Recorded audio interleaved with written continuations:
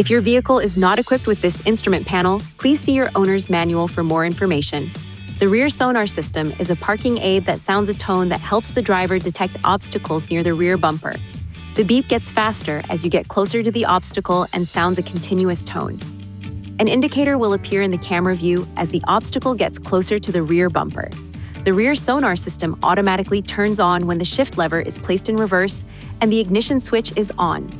To enable or disable the system, use these controls to select Settings, Driver Assistance, Parking Assist, then Rear Sonar to toggle the system on or off. The rear sonar system sensors are located on the rear bumper.